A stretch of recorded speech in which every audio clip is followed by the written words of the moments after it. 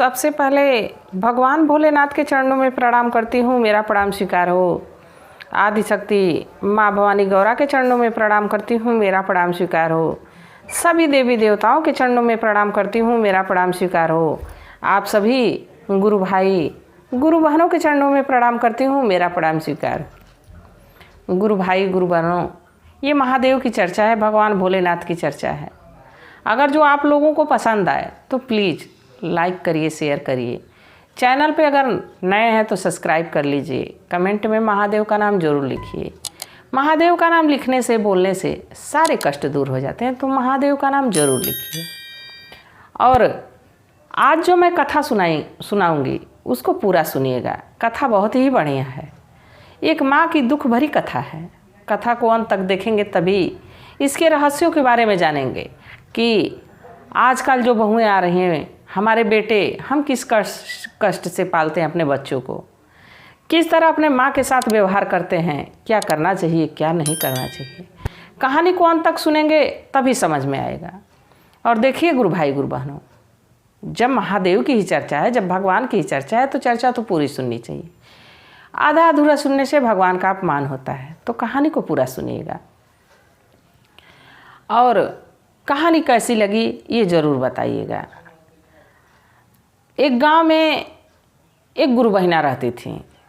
गुरु बहिना महादेव की शिष्या थी, भगवान भोलेनाथ की शिष्या थी।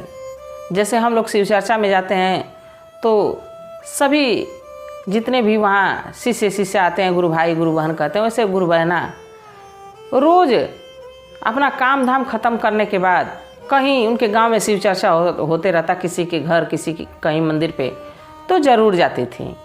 और उनके बच्चे छोटे छोटे थे, दोनों बच्चे छोटे छोटे थे। तो देखिए गुरु भाई गुरु बहनों, जिसके बच्चे छोटे होते हैं उस पर जिम्मेदारियाँ कितनी होती हैं। घर का काम करो, अगर जो गाय भैंस बैल है तो उसकी भी खातिरदारी करो, उनका चारा काटना है, उनका पानी उनको पिलाना है, उनका गोबर उठाना है, सारे कार्य रहते हैं। और घर का काम, रसोई का काम पूरा करना पड़ता है। फिर भी बच्चों का ज़्यादा ध्यान रखना पड़ता है कि बच्चे छोटे छोटे हैं, कहीं चले ना जाए, कहीं कोई अनहोनी ना हो जाए, कहीं दुर्घटना ना हो जाए, बच्चों को चोट ना लग जाए। माँ का ध्यान किस पे लगा रहता है? काम के साथ साथ अपने बच्चों पे ज़्यादा लगा रहता है। वैसे ही गुरु बहिना थी, जब काम ख़त्म कर लेती बच्चों पे ध्यान रहता। शिव चर्चा में जाती तो बच्चों को लेके साथ जाती। अब बच्चों को अपने साथ में लेके जाती शिव चर्चा में। अब धीरे धीरे बच्चे थोड़े बड़े हुए तो स्कूल जाने लगे। तो गुरु बहिना को थोड़ा आराम लगा कि कम से कम बच्चे स्कूल चले जाते हैं, 2-4 घंटे उधर रहते हैं, तो मैं काम धाम करके भगवान का भजन, भगवान की शिव चर्चा बड़ा बढ़िया से सुनती हूँ, बड़ा बढ़िया से कहती हूँ। थोड़ा उनको आराम लगने लगा कि बच्चों की जिम्मेदारी थोड़ी कम हुई, स्कूल चले जाते हैं। अब धीरे धीरे स्कूल से समय बीतता रहा, कॉलेज में चले गए। अब बच्चे और समझदार हो गए और बड़े हो गए, तो गुरु बहना को और थोड़ा आराम मिलने लगा। कहीं कि बारे भगवान, कम से कम हमको समय मिल गया कि हम आपको इतना याद कर पाते हैं, आपके चर्चा में जा पाते हैं, आपके भजन में जा पाते हैं। बड़ा प्रसन्न रहने लगी। समय बीतते रहा। अब बच्चे पढ़ाई पूरी करने के बाद अब घर आ गए, नौकरी की तलाश करने लगे। तो गुरु बहिना सोची कि इन सबों का विवाह कर दूं। विवाह कर दूंगी तो कम से कम 2 बहुएं घर में आ जाएंगी, और घर का काम काज देख लेंगी तो हमको और आराम हो जाएगा। हम खूब बढ़िया से भगवान का शिव चर्चा भजन करूंगी, कोई हमको रोक टोक रहेगी नहीं, क्योंकि अब तो हमारी अवस्था हो गई, अब कितना दिन मैं काम करूंगी। यही सोच के गुरु बहिना अपने बेटों से बात की और दोनों की शादी के लिए लड़की देख के और दोनों का विवाह पारीपारा कर दी। दोनों पुत्रों का विवाह हो गया। अब समय चलता रहा। बहुएं भी अपनी सास की बड़ा सेवा करती। बहुएं भी अपने सास का बहुत सेवा करती, उनका खाना पानी, कपड़ा लत्ता सब कुछ बढ़िया से देखती। अब पुत्र एक दिन कहे सब माँ से कि माँ, अब तो तुम्हारे मन वाली हो गई, विवाह भी हो गया, बाकी अब परिवार का खर्च चलाने के लिए, घर का खर्च चलाने के लिए कुछ काम करना पड़ेगा। तो हम लोग को अनुमति देती तो हम लोग बाहर चले जाते, कहीं दूसरे शहर में जाके कम से कम हम लोग कमाते, तो घर का, परिवार का अच्छे से भरण पोषण होता, बढ़िया से हम लोग ठाट बाट से रहते। तो गुरु बहिना कहीं कि सही बात है बेटे, तो सही कह रहे हैं। तो कही कि हाँ बेटा सही तुम कह रहे हो, तुम लोग जाओगे तो 2-4 पैसा कमाओगे तो घर का काम आगे बढ़ेगा, तो मैं क्यों रोकूं। बहू भी हमारी बहुत अच्छी हैं, सब काम काज देख ही लेती हैं, घर का कोई दिक्कत नहीं होगी, तुम लोग चले जाओ। अब बेटा तो अब माँ से कह लिए, फिर अपनी पत्नी से कहे। 2-4-10 दिनों में अपना लोग इंतज़ाम किए और वो लोग बाहर के लिए चले गए। अब देखिए गुरु भाई गुरु बहनों, बेटों के सामने तो बहू बहुत सेवा की अपनी सासू माँ की। अब सासू माँ से क्या करवाने लगी और क्या करने लगी। जैसे बेटा चले गए कुछ दिन तो सासू माँ की सेवा भाव खूब बढ़िया से की। बाकी अब दोनों अपने में बात कर लेती कि बुढ़िया को ज़्यादा भोजन दिया जाएगा तो बुढ़िया ज़्यादा दिन जिएगी, हम लोग के ज़िंदगी में रोक टोक लगाई रखेगी। क्योंकि अगर जो हमारे घर में कोई बड़ा बुजुर्ग रहता है तो उसका तजुर्बा भी रहता है। अब हम कोई गलत काम करेंगे तो ज़रूर हमारे बुजुर्ग हमको टोक देंगे कि नहीं नहीं ये गलत है। अब वैसे ही सासू माँ उन लोगों को किसी काम पे टोक देती थी तो उनको ये लगता था कि ये तो हमेशा हमारे जीवन में टोका टोकी करती रहेगी। तो एक दूसरे से दोनों देवरानी जेठानी बात करके और अपने सास को कम भोजन देने लगी कि कम खाएगी तो जल्दी मर जाएगी, ज़्यादा खाएगी ज़्यादा दिन जिएगी। यही सोच के उसको भोजन कम कम देने लगी। समय बीतता रहा गुरु भाई गुरु बहनों। अब मैया जो हैं शिव चर्चा में जाती तो ताकत नहीं रहती, थोड़ी देर कथा सुनती भजन सुनती सो जाती या तो घर लौट के चली आती। अब समय बीतता रहा। अब समय के साथ कुछ दिनों के बाद दोनों बहुएं कहने लगी कि दिन भर कोई काम काज करती नहीं हैं, इधर उधर घूमती रहती हैं, कम से कम काम करेंगी तो शरीर सही रहेगा। घर में झाड़ू लगाया करिए, पोछा लगाया करिए। तो बूढ़ी मैया सोची कि सही बात है, बहू कह रही हैं सब तो लाओ, मैं तो काम करती ही थी, कर ही देती हूँ। अब झाड़ू पोछा बर्तन का काम करने लगी। जब वो काम करने लगी तो एक दिन एक बहू कही कि ऐसा है कि तुम बड़ा बढ़िया खाना बनाती हो सासू माँ, खाना बनाओ। अब एक दिन वो भोजन बना दी, इसके बाद प्रतिदिन उनसे भोजन बनवाने लगी सब। अब एक दिन सासू माँ जैसे भोजन बना के सोची कि अब हम खा लें, भोजन कर लें, थाल में निकाल के अपना और भोजन लेके बैठी। वैसे ही बहू आ गई सब और कहीं कि तुम्हारी हिम्मत कैसे हुई कि तुम पहले भोजन करने बैठ गई हो। हमारे पति पैसा कमा कमा के भेजते हैं हम लोग के लिए, सुख आराम के लिए, तुम्हारे लिए नहीं। पहले भोजन हम लोग को दे दिया करो, इसके बाद जब बचे तो तुम खाया करो। सासू माँ बेचारी क्या करती मैया, अपने थाल को वहाँ से हटा के और बड़ी बहू को दे दी और फिर दूसरे थाल में भोजन निकाल के अपनी छोटी बहू को दे दी। जब बहुएं खा ली तो थोड़ा सा खाना बचा। अब उस थोड़े खाना को खा ली मैया। अब इस तरह उन लोगों की तानाशाही अब सास पे बढ़ती गई। धीरे धीरे सारा काम करवाने लगी, घर का सारा काम अपनी सासू माँ से करवाने लगी। अब मैया बेचारी क्या करती, बेटा तो थे नहीं कि उनसे कुछ कहे, अपना दुख दर्द बांटे, किससे बांटती। अगर जो चर्चा में जाती तो किसी से कहती नहीं कि हमारे घर की बदनामी होगी, हमारे बहुओं की शिकायत होगी। बेचारी गुरु बहिना किसी से कहती नहीं थी। समय बीतता रहा। अब एक दिन ऊब गई गुरु बहिना, एकदम ऊब गई कि अब इस घर में नहीं रहना चाहिए।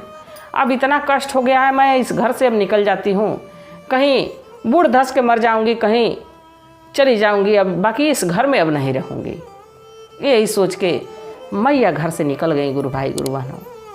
और मैया निकल के धीरे धीरे धीरे धीरे जंगल के रास्ते में चली गई। जब जंगल में पहुंची तो सोची कि अब तो मैं जंगल में आ गई हूँ, यही हमको शेर बाघ खा जाएंगे और हमारे जीवन की लीला समाप्त हो जाएगी। हे महादेव, हम कौन सा पाप किए थे कि हमको ऐसी बहुएं मिली जो हमारा ध्यान नहीं रखती हैं। बेटा तो हमारे बहुत संस्कारी थे, बहुत ध्यान रखते थे, पर बेटा तो है नहीं कि देखेंगे। अब उधर माँ पार्वती, अब भगवान भोलेनाथ ये सारी लीला देख रहे थे। तो माँ पार्वती कहीं कि हे प्रभु, ये आपकी शिष्या है और आपसे आस्था विश्वास इतना बनाई है और आप इसको समझ ही नहीं पा रहे हैं, इसका कष्ट देख ही नहीं पा रहे हैं। महादेव कहे कि हम सब देख रहे हैं, पर क्या करूं, हमारे भक्त इतना दुखी रहते हैं, मैं किसकी किसकी सेवा करूं, किसका किसका मैं पूरा करूं अचन, किसका किसका मांगा हुआ मैं तथास्तु कहूँ और देता जाता हूँ, उतना ही भक्त हमारे हमसे मांगते जाते हैं। तो मैया कहें कि ऐसा है कि ये मांगी नहीं है, ये आपसे कुछ आज तक मांगी नहीं है, ये बिना स्वार्थ के आपको पूजी है, कोई स्वार्थ इसका था नहीं। तो महादेव कहे कि ठीक है, तुम कह रही हो इतना, तो मैं चल रहा हूँ, चलो चला जाए। अब महादेव और मैया पार्वती एक साधु का रूप बना लिए, और साधु का रूप बना के उस जंगल में आ पहुँचे गुरु भाई गुरु बहनों, जहाँ वो बूढ़ी मैया बैठ के रो रही थी कि अब तो चारों तरफ जंगल ही जंगल दिख रहा है, अब तो कोई आस नहीं है, कोई रास्ता नहीं मिल रहा है, हमको शेर बाघ भी नहीं पूछ रहा है कि वो हमको खा जाता, हमारे जीवन की लीला समाप्त हो जाती, मैं व्यर्थ में इस दुनिया में हूँ। अब यही सोच के बूढ़ी मैया रोए जा रही हैं। और तभी महादेव और माँ पार्वती बूढ़ा बूढ़ी के रूप में उनके पास पहुँचे। जब पहुँचे तो कहे कि ऐसा है बूढ़ी मैया कि क्यों रो रही हैं। तो बूढ़ी मैया कहें कि क्या बताऊँ मैं अपना दुख दर्द, क्या कहूँ, मुझे बहुत परेशानी है। मैं तो बहुत महादेव की आराधना की, बहुत भगवान को अपना बनाई, पूजी, गुरु बनाई, और महादेव तनिक भी हमारे तरफ ध्यान नहीं दे रहे हैं। अब हमको समझ में नहीं आ रहा है, कोई रास्ता नहीं दिख रहा है, इस जंगल में आन पड़े हूँ। हमारी बहुएं हमारे साथ बहुत अनर्थ की हैं, बहुत हमारे साथ धोखा दी हैं, हमको सारा काम करवाती थी, हमसे भोजन बनवाती थी, फिर भी भर पेट हमको खाना नहीं देती थी। अब मैं ऊब गई हूँ, इसलिए घर से निकल गई हूँ। अब मैं क्या करूँ, कहाँ जाऊँ, कुछ हमको समझ में आ नहीं रहा है। तो बूढ़े बाबा और बूढ़ी मैया जो महादेव और माँ पार्वती थे, वो लोग कहे कि ऐसा है बूढ़ी मैया कि कहीं मत जाइए, आपको कहीं जाने की भी ज़रूरत नहीं है। इसी जंगल के लास्ट में एक शिवलिंग है, शिवालय है, मंदिर है।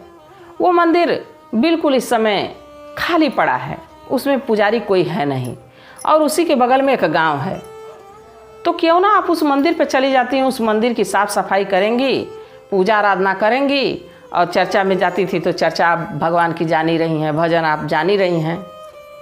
अगर जो वहाँ गाएंगी, भगवान की चर्चा कहेंगी तो 2-4 लोग आएंगे, और जो भी खाने पीने के लिए जो प्रसाद लाएंगे हमको भगवान को चढ़ाने के लिए, वो खाइएगा पीजिएगा, जो 2-4 पैसे लेंगे उससे आपका जीवन कट जाएगा। तो गुरु बहना कहें कि ठीक है, बाकी मैं पहुँचूँगी कैसे, ये तो चारों तरफ जंगल ही जंगल है, रास्ता नहीं है। तो बूढ़े बाबा बूढ़ी मैया कहे कि चलिए हम आपको पहुंचा देते हैं, जो भी वहाँ पे भोग प्रसाद पहुँचाएगा उससे आप भोजन करिएगा, और जो भी चढ़ा हुआ 2-4 पैसे मिलेगा उससे अपना आगे का जीवन चलाइएगा। तो मैया भी बड़ा खुश हुई, कहीं कि चलो कम से कम ये बूढ़े बाबा बूढ़ी मैया तो हमारा सहारा बने। और महादेव और माँ पार्वती उस बूढ़ी मैया को लिवा के उस मंदिर पे पहुँचे जो शिवालय था। उस मंदिर पे पहुँचे तो देखे कि मंदिर बिल्कुल झाला लगा है, चारों तरफ पत्ते बिखरे हैं, बिल्कुल गंदा सा मंदिर हो गया, उसमें कोई पुजारी नहीं था। बूढ़ी मैया से कहे कि देखो बगल में कुआं है बूढ़ी मैया, अब यहीं तुम रहना, यहाँ से कहीं जाना मत। बूढ़ी मैया कहीं कि अब मैं भगवान के चरणों में से कहीं जाऊँगी ही नहीं, अब मेरा पूरा जीवन यहीं समाप्त हो जाए, मैं महादेव से ही यही प्रार्थना करती हूँ। अब बूढ़े मैया और बूढ़े बाबा तो वहाँ से चले गए, अब अंतर्ध्यान हो गए, भगवान भोलेनाथ अपने कैलाश को चले गए, क्योंकि अपनी शिष्या को ठिकाने पे पहुँचा दिए, अपने भक्त को अच्छी जगह पे पहुँचा दिए कि कम से कम उसका कोई नुकसान ना हो।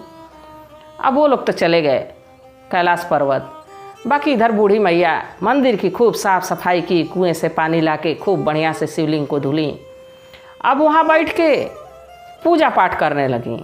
अब वहाँ माइक वाइक लगा था, पूजा की आवाज़ जब गांव में पहुँची, चर्चा की आवाज़, भजन की आवाज़ जब गांव में पहुँची तो उन लोग को लग रहा है कि मंदिर खुल गया है। अब धीरे धीरे धीरे धीरे वहाँ लोग आने लगे, कभी 2 लोग आते, कभी 4 लोग आते, और जो भी भोग प्रसाद लाते उसी से बूढ़ी मैया का अब काम चलने लगा। अब बूढ़ी मैया दिन भर वहाँ चर्चा करती, भजन करती। अब समय बीतता रहा। एक दिन गुरु भाई गुरु बहनों, समय के साथ देखिए, समय किसी के लिए रुकता नहीं है। समय के साथ बूढ़ी मैया का तो समय अच्छा हो गया, कम से कम उनका पेट भरने लगा, भोग प्रसाद से कम उनका पेट भरने लगा महादेव की कृपा से।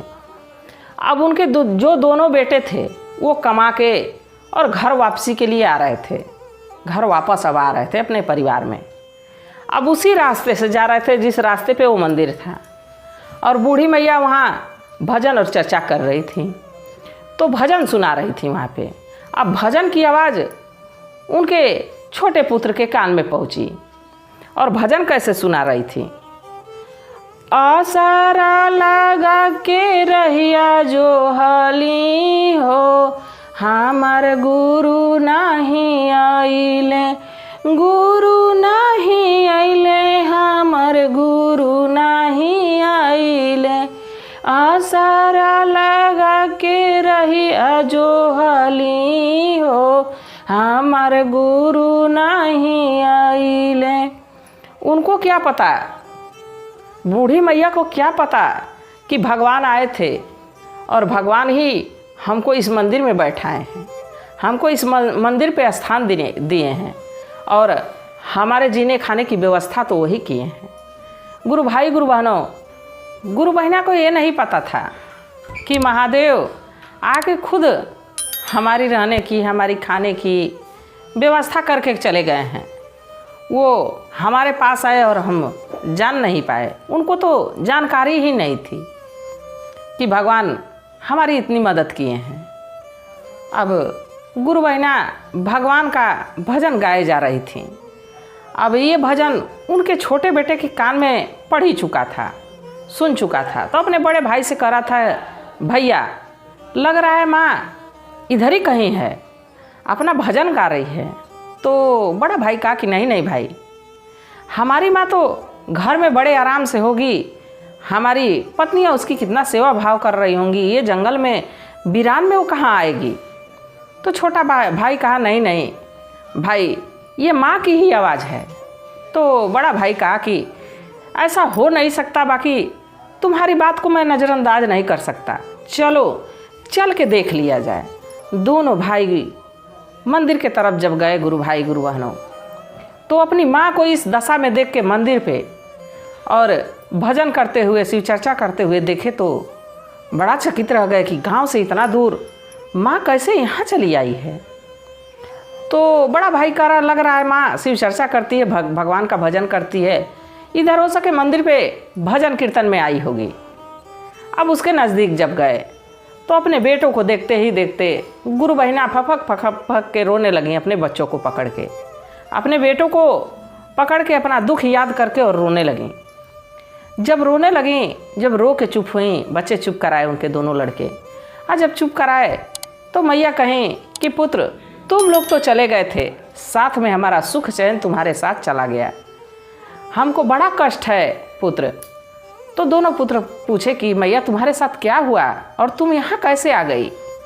तो मैया कहें कि ये तो भगवान की कृपा है कि मैं इस मंदिर पे, मुझे एक बूढ़े बाबा बूढ़े मैया मुझे यहाँ पहुँचा दिए हैं, और मैं यहीं चर्चा भजन करके और अपना पेट पाल रही हूँ, अन्यथा हमारी बहुएं तो आज तक हमको ठिकाने लगा दी रहती। तो दोनों पुत्र को बड़ा गुस्सा आया। फिर कहे कि माँ अब क्या होगा, हम लोग उन सबों को छोड़ देंगे।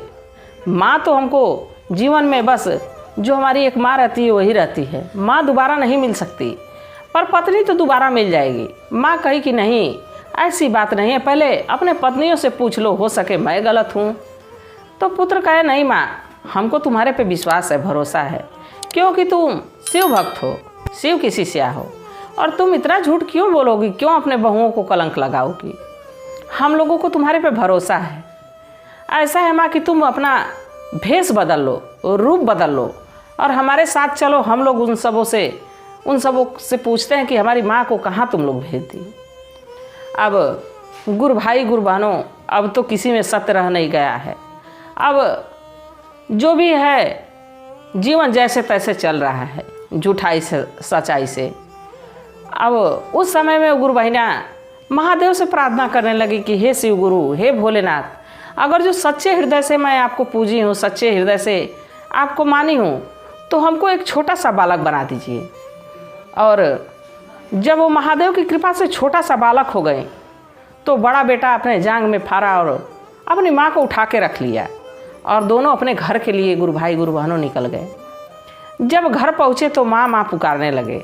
दोनों बहुएं दौड़ के आई कि हमारे पति आ गए। तो वो लोग पूछे कि तुम लोग तो आई हो, माँ नहीं दिख रही है, माँ कहाँ है? तो वो लोग कहीं कि कहीं गई होंगी गांव में घूमने, अभी आ जाएंगी। तो लोग कहे ठीक है। अब पानी वानी लिया के दी, जलपान किए लोग। फिर दोबारा से शाम हुई तो पूछे लोग, अरे माँ आई नहीं, कहाँ चली गई है? तो लोग कहे कि लग रहा है कि वो लोग कहें कि लग रहा है कि आपकी माँ इधर उधर घूमती रहती हैं, शिव चर्चा करती रही, कहीं चली गई होंगी। अब कहे कि कब आएगी? तो कहीं लोग कि हो 2-4 घंटे में आ जाएंगी, शाम तक आ जाएंगी, रात तक। अब रात भी हो गई गुरु भाई गुरु बहनों। फिर वो लोग पूछे, अरे माँ नहीं आई, कहाँ चली गई है? तो छोटी बहू कही कि लग रहा है तीर्थ पे चली गई हैं, अब तीर्थ कर लेंगी तो आएंगी। तो लोग पूछे कि अरे तीर्थ करने गई होगी तो कुछ बता के गई होगी ना कि इस समय मैं लौटूंगी। तो कहीं नहीं नहीं, बता के नहीं गई हैं, आपकी माँ तो बहुत घुमक्कड़ है, हमेशा घूमती रहती हैं, घूमते घूमते कहीं निकल गई होंगी, क्या पता क्या भरोसा कि कब आएंगी। अरे जब तक थी हम लोगों को बहुत सताई, हम लोगों से कितना मेहनत करवाती थी, घर का फालतू काम करवाती थी, हम लोग को बड़ा कष्ट देती थी, और देखिए बिना बताए कहीं चली जाती हैं, इसी तरह हम लोग को परेशान करती हैं। तब दोनों पुत्र तिल मिला के और ज़ोर से अपनी पत्नी को डांटे कि तुम लोग कितना नाटक करोगी, अब तुम लोग का नाटक समाप्त हो गया है, अब सच्चे मन से बता दो कि मेरी माँ कहाँ है। बाकी वो लोग फिर भी नहीं बताई। तब बड़ा बेटा अपना जांग फाड़ा और माँ को बाहर निकाल दिया, और गुरु बहिना कहीं कि हे महादेव, मैं जिस रूप में थी हमको उसी रूप में कर दीजिए, अगर जो मैं सच्चे मन से आपको पूजी हूँ। तो गुरु बहिना वहाँ उपस्थित हो गई। गुरु बहिना वहाँ उस छोटे से बच्चे के रूप में थी, और जैसे गुरु बहिना थी वैसी वहाँ खड़ी हो गई। अब वो लोग देख के शर्म तो उन लोग को आ रही थी, बाकी कुछ कह नहीं पा रही थी बहुएं। अब बेटा पूछे कि ये बताओ कि तुम लोग हमारी माँ से झाड़ू पोछा करवाई, हमारी माँ से खाना बनवाई, कपड़े धुलवाई, ये तक तो ठीक था, हमारी माँ को भरपेट खाने तुम लोग नहीं दी, और खाने बिना हमारी माँ को तुम लोग उपवास रखी, इसलिए हमारी माँ घर छोड़ के चली गई थी, इसलिए हम लोग अब तुम लोग को निकालते हैं अपने घर से, तुम लोग निकल जाओ हमारे घर से। तो गुरु बहिना कही कि नहीं नहीं बेटा, मैं इसलिए नहीं बताई हूँ कि तुम्हारा घर टूट जाए, तुम अपनी पत्नियों को छोड़ दो, ऐसा नहीं होना चाहिए, ये लोग नादान हैं, बच्ची हैं, कुछ दिन में इन लोग को समझ में आ जाएगा, छोड़ो, इन लोगों को माफ़ कर दो। जब इतना बात सुनी अपनी सास की, दोनों बहुएं पैर पे गिर के और रोने लगीं कि माँ जी हमें माफ़ कर दीजिए, हमसे बहुत बड़ी गलती हो गई, हम बहुत बड़ा पाप किए आपके साथ, इतना आपको सताए, इतना आपसे काम करवाए, आपको भरपेट भोजन नहीं करने दिए, इसके लिए हमें माफ़ कर दीजिए। अब दोनों बहुएं तो पैर पकड़ के रोने लगी। माँ कितना देर चुप रह सकती है, माँ अपने बच्चों के लिए कुछ भी कर सकती है। अब वो गुरु बहिना अब बच्चों के आगे, बहुओं के रोने के आगे उनकी कुछ नहीं चल पा रही थी। कहीं कि ठीक है मैं तो माफ़ कर दी, पर तुम लोग महादेव से माफ़ी मांगो, महादेव की शिष्या को तुम लोग इतना यातना दी हो, इतना कष्ट उठवाई हो, तो महादेव के शरण में जाओ। तो देखिए गुरु भाई गुरु बहनों, किसी भी बच्चों को, किसी भी बहू बेटी को अपने माँ से, अपने सासू माँ से ऐसा व्यवहार नहीं करना चाहिए। अगर जो ऐसा व्यवहार करेंगे तो इस लोक में तो जगह नहीं मिलेगी, उस लोक में भी जगह नहीं मिलेगी। तो इसलिए अपने परिवार के साथ अच्छे से रहें, अच्छा व्यवहार बना के रहें, काम धाम मिल बांट के करें। और अगर जो कोई शिव भक्त है, शिव की शिष्या है, वो चर्चा भजन में जाता है, तो अगर जो हम नहीं जा सकते हैं तो उसको रोका टोकी ना करें, उसको जाने दें, क्योंकि अगर जो उसकी आस्था भगवान से जुड़ी है तो उसकी आस्था को क्यों तोड़ना। अगर जो हो सके तो हम भी उस राह पे चलें। मैं महादेव से प्रार्थना करती हूँ कि हे भोलेनाथ, हे महादेव, हम सबके लिए दया मांगते हैं कि हे शिव गुरु, सब पे अपनी दया दृष्टि बनाए रखिएगा, सबको खुश रखिए, जो जहाँ रहे वहाँ स्वस्थ रहे, मस्त रहे, इसी कामना के साथ हर हर महादेव।